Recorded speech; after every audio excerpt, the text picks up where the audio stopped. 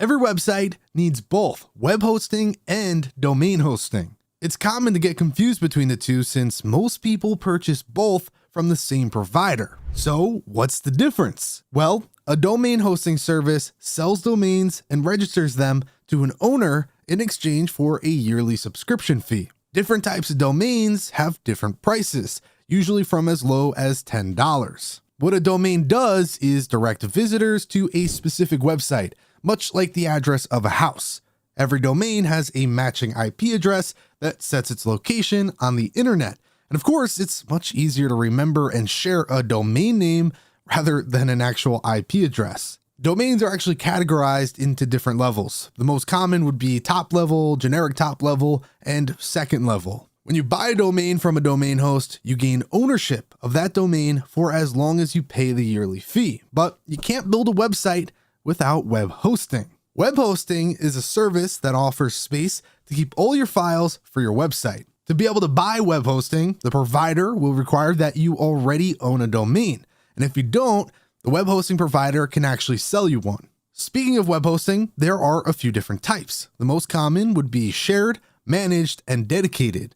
And depending on the type of web hosting you buy, you'll have different tools at your disposal. In shared web hosting, a number of websites are hosted on the same server. This is the best choice for small websites. The thing is though, if one of the websites in a shared server gets a surge of visits and crashes the server, all the other websites hosted on there will be affected too.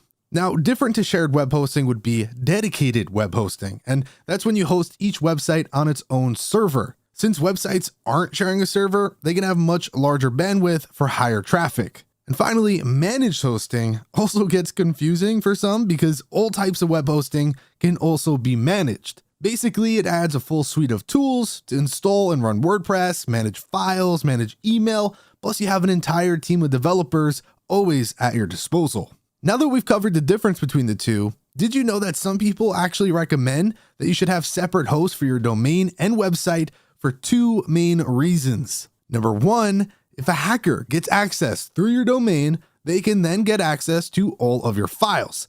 They then could lock down the website and transfer the domain to wherever they want, which means you would lose everything.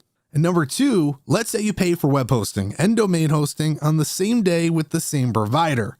1 year later, your subscription expires and your domain goes into a holding pattern. If you didn't switch hosts before that happened, you could lose the domain completely. Anyways, that's just some food for thought. Now you know everything when it comes to domain and web hosting. If you enjoyed this video, then be sure to give it a like and subscribe for more content. With that said, thanks for watching and we'll catch you in the next one.